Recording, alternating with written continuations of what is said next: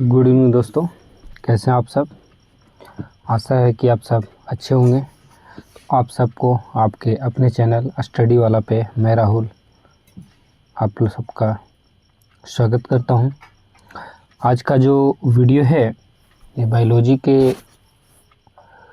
Lesson 2 और 3 combined chapter है। इसमें श्वसन और पोषण से रिलेटेड ये चैप्टर है। तो ये सेशन आपके लिए बहुत ही ज़्यादा इम्पोर्टेंट होने वाला है, क्योंकि सभी सवाल इसमें प्रीवियस ईयर के सवाल हैं। जितने भी सवाल अभी तक पिछली वीडियो में पूछे जा चुके हैं और पीछे जितने भी हमने वीडियो बनाए हैं, तो आप सब उसका रिवीजन कर रहे होंगे। और 2027 के एग्ज़ाम के लिए आप सब अपनी तैयारी शुरुआत से ही करें तो वो ज़्यादा बेटर रहेगा आप सब के लिए। क्योंकि अगर आखिरी समय में तैयारी के लिए जाएंगे तो आखिरी समय में फिर आपके पास सिलेबस का इतना ज़्यादा बोझ बढ़ जाएगा कि आपका कोई भी सब्जेक्ट अच्छे से हो नहीं पाएगा। तो मैं आप सबको कहना चाहता हूं कि शुरुआत से ही तैयारी करें और तैयारी के साथ साथ रिवीजन अपना बरकरार रखें। ठीक है, तो चलते हैं हम लोग आज के पहले सवाल की ओर। तो हमारा जो पहला सवाल है कह रहा है कि पौधे में श्वसन क्रिया के अंतर्गत एडीपी के टूटने से कितनी ऊर्जा मुक्त होती है। तो इसमें इनमें से कोई भी नहीं होगा, क्योंकि उसमें केवल 38 किलो जूल ऊर्जा मुक्त होती है। अगला सवाल है कह रहा पाइरूवेट के विखंडन से यह कार्बन डाइऑक्साइड जल तथा ऊर्जा देता है और यह क्रिया होती है। तो यह क्रिया जो है पाइरूवेट का विखंडन माइटोकॉन्ड्रिया में होता है। और बता दें आप सबको कि माइटोकॉन्ड्रिया को कोशिका का ऊर्जा गृह या पावर हाउस के नाम से जाना जाता है। अगला सवाल करा इथाइल अल्कोहल में किस प्रकार का श्वसन होता है। तो इथाइल अल्कोहल में अवायवीय श्वसन होता है। अगला सवाल है करा निम्न में किसे कोशिका का ऊर्जा मुद्रा के रूप में जाना जाता है।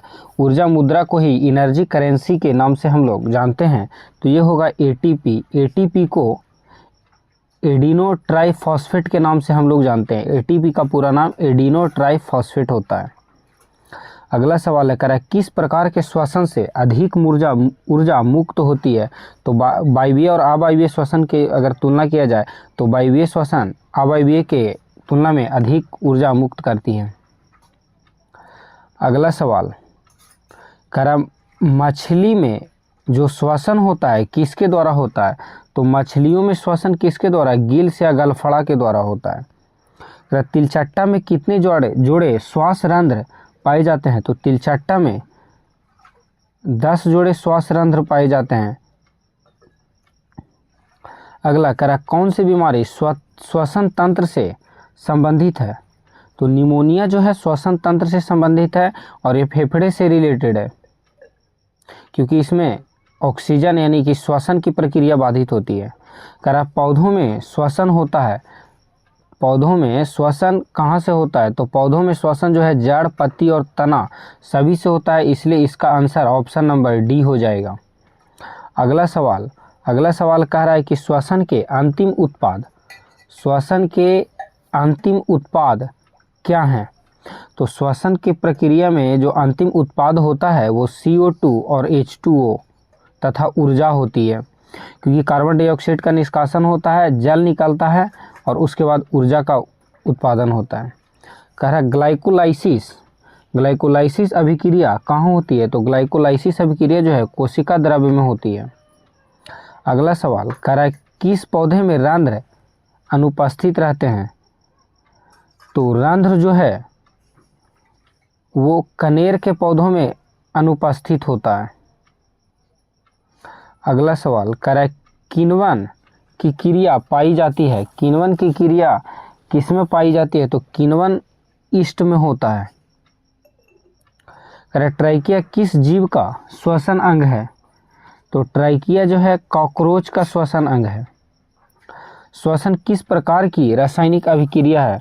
तो श्वसन एक प्रकार की ऊष्माक्षेपी रासायनिक अभिक्रिया है, क्योंकि श्वसन की क्रिया के दौरान CO2, H2O तथा ऊर्जा मुक्त होती है। अगला सवाल है, करा रंध्र का मुख्य कार्य क्या है? तो रंध्र का जो मुख्य कार्य है गैसों का विनिमय एवं वाष्प का विनिमय करना है, वाष्प का उत्सर्जन करना है। अगला सवाल है, करा ATP का पूरा नाम क्या होता है? तो ATP का पूरा नाम जो है एडिनोसिन ट्राइफॉस्फेट होता है, एडिनोसिन ट्राइफॉस्फेट होता है। तो इस प्रकार यहाँ ऑप्शन नंबर सी हमारा सही जवाब होगा। अगला सवाल, करा ग्लूकोज के पूर्ण ऑक्सीकरण से क्या मुक्त होता है? तो ग्लूकोज के पूर्ण ऑक्सीकरण से इनमें से सभी मुक्त होते हैं, कार्बन डाइऑक्साइड भी, ऊर्जा भी और जल भी। अगला सवाल, करा मनुष्य में नासिका छिद्र लैरिंक्स, ट्रैकिया तथा फेफड़ा से मिलकर बनता है, जो किससे संबंधित है? तो नासिका छिद्र जो है इसका संबंध श्वसन तंत्र से होता है। अगला सवाल, करा कोशिकीय ईंधन निम्न में से किसे कहा जाता है? तो कोशिकीय ईंधन जो है ग्लूकोज को कहा जाता है। ग्लूकोज का सूत्र आपको बताया जा चुका है कि ग्लूकोज का सूत्र C6H12O6 होता है और प्रकाश संश्लेषण की अभिक्रिया के फलस्वरूप ग्लूकोज का निर्माण होता है। करा अगला सवाल है, करा ATP में फॉस्फेट की संख्या कितनी होती है? तो ATP में जो है फॉस्फेट की संख्या 3 होती है। अगला सवाल, करा बाहरी वातावरण से कोशिका में ऑक्सीजन का स्थानांतरण और कार्बन डाइऑक्साइड को हटाना क्या कहलाता है? तो यह निःश्वसन कहलाता है।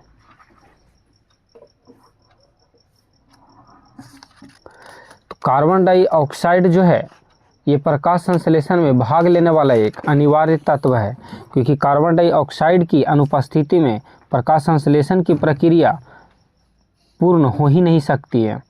अब जो अगला सवाल है, करा मनुष्य के हृदय में कितने कोष्ठक या बेस्म पाए जाते हैं? तो मनुष्य के हृदय में 4 बेस्म पाए जाते हैं, जिसमें से 2 अलिंद और 2 निलय होता है। करा मानव हृदय का औसत प्रकुंचन दाब लगभग कितना होता है, यानी रक्तचाप कितना होता है? तो रक्तचाप जो होता है सिस्टोलिक 120 mmHg होता है, डायस्टोलिक 80 होता है। करा वाष्पोत्सर्जन, पौधों में वाष्पोत्सर्जन किस भाग में होता है? तो पौधों में वाष्पोत्सर्जन तो जो होता है पत्तियों में होता है। करा शरीर में भोजन का पचना किस प्रकार की अभिक्रिया है? शरीर में भोजन का पचना एक प्रकार की ऑक्सीकरण अभिक्रिया है। करा खुला परिसंचरण तंत्र किस में पाया जाता है? तो खुला परिसंचरण तंत्र जो है तितली, कॉकरोच और तिलचट्टा इनमें से सभी में पाया जाता है।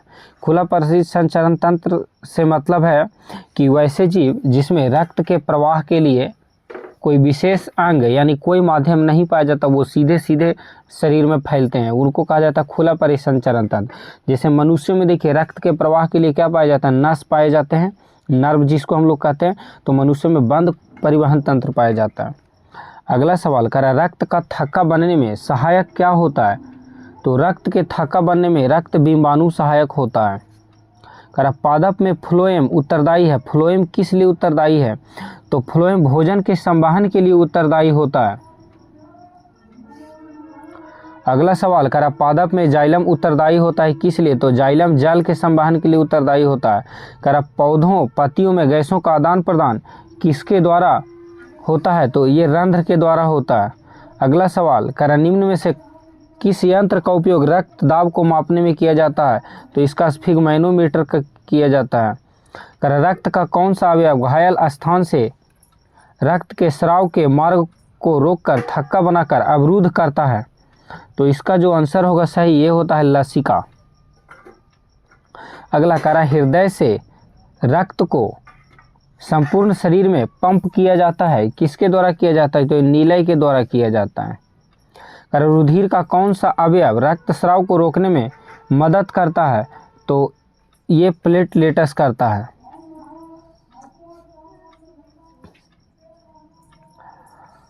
अगला सवाल, करा सामान्य अनुशिथिलन रक्तदाब कितना होता है? तो सामान्य अनुशिथिलन रक्तदाब 80 mm होता है। कारण निम्न में सबसे तेज हृदय का धड़कन किसका होता है? तो सबसे तेज हृदय का जो धड़कन होता है वो चूहा का होता है। कारण फ्लोएम ऊतकों द्वारा कार्बोहाइड्रेट का परिवहन किस रूप में होता है? तो ये सुक्रोज के रूप में होता है। स्टोमाटा के खुलने और बंद होने की क्रिया को नियंत्रित करता है कौन? तो ये द्वार कोशिकाएं नियंत्रित करती हैं। कारण ऑक्सीजन का वहन कौन करता है? तो ऑक्सीजन का वहन आरबीसी करता है। मनुष्य में श्वेत रक्त कोशिका का जीवन काल कितना होता है? तो ये 12 से 20 दिन तक होता है। रुधिर चाप यानी रक्तचाप का नियंत्रण किसके द्वारा होता है? तो एड्रिनल ग्रंथि के द्वारा होता है। हीमोग्लोबिन की कमी से कौन सा रोग होता है? तो इसकी कमी से एनीमिया रोग होता है। कारण निम्नलिखित में से कौन सा संवहन ऊतक है? तो इसका हो जाएगा फ्लोएम और जाइलम, दोनों एक प्रकार के संवहन ऊतक हैं। मानव हृदय घिरा हुआ है, तो मानव हृदय जो है पेरिकार्डियम झिल्ली से घिरा हुआ होता है। चालनी नलिकाएं पाई जाती हैं, चालनी नलिकाएं फ्लोएम में पाई जाती हैं। कारण आरबीसी की जीवन अवधि कितनी होती है? तो ये 120 दिन होता है। और डब्ल्यूबीसी का 3 से 4 दिन होता है। किस जीव में हीमोग्लोबिन नहीं होता है? तो ये मक्खी। रक्त क्या है? रक्त एक प्रकार का ऊतक है, लेकिन ये तरल संयोजी ऊतक है। रक्त में ऑक्सीजन का वहन किसके माध्यम से किया जाता है? तो रक्त में ऑक्सीजन का वहन हीमोग्लोबिन के माध्यम से किया जाता है। गार्ड कोशिका की कौन सी भित्ति मोटी होती है? तो गार्ड कोशिका की भीतरी भित्ति मोटी होती है। लसिका का रंग कैसा होता है? तो लसिका का रंग जो है ये हल्का पीला होता है। रक्तचाप को मापने में स्फिग्मैनोमीटर का उपयोग किया जाता है। कोशिका झिल्ली किस प्रकार की झिल्ली है? तो कोशिका झिल्ली जो अर्धपारगामी झिल्ली है। रक्त का लाल रंग किस प्रोटीन की उपस्थिति के कारण होता है? तो रक्त का लाल रंग जो है ये हीमोग्लोबिन प्रोटीन की उपस्थिति के कारण होता है। पौधों के वायवीय भागों से जल का स्टोमाटा द्वारा वाष्प के रूप में निष्कासन क्या कहलाता है? तो वाष्पोत्सर्जन कहलाता है। दोहरा परिसंचरण तंत्र नहीं पाया जाता है किस में? तो दोहरा परिसंचरण तंत्र मछली में नहीं पाया जाता है। और मछली में जो है अशुद्ध रक्त पाया जाता है सिर्फ। अगला सवाल है 36 नंबर का सवाल। प्लाज्मा के अलावा रक्त में निम्नलिखित में क्या पाया जाता है? तो प्लाज्मा के अलावा रक्त में डब्ल्यूबीसी, आरबीसी तथा रक्त पट्टिकाणु पाए जाते हैं। यानी इस प्रकार से 36 का आंसर डी होगा। मूल रोम के द्वारा जल का अवशोषण किस विधि के द्वारा होता है? तो परासरण विधि के द्वारा होता है। उच्च रक्तचाप की अवस्था को क्या कहा जाता है? तो इसको हाइपरटेंशन कहा जाता है। और निम्न रक्तचाप को हाइपोटेंशन कहते हैं। हृदय में रक्त का प्रवाह होता है, तो हृदय में रक्त का प्रवाह बाएं अलिंद से दाएं निलय की ओर और दाएं अलिंद से दाएं निलय की ओर होता है। रुधिर क्या है? रुधिर एक प्रकार का संयोजी ऊतक है। कौन सा रक्त समूह यूनिवर्सल डोनर के रूप में पाया जाता है? तो यूनिवर्सल डोनर हम लोग ओ को कहा जाता है, लेकिन यूनिवर्सल रिसीवर की अगर बात की जाए यानी कि सर्वग्राही एबी को कहा जाता है। और यूनिवर्सल डोनर मतलब ओ जो है किसी भी ग्रुप वाले को रक्त दे सकता है। इस प्रकार से हमारा आज का ये सेशन समाप्त होता है। आशा है कि आप सबको ये हमारा सेशन अच्छा लगा होगा। धन्यवाद।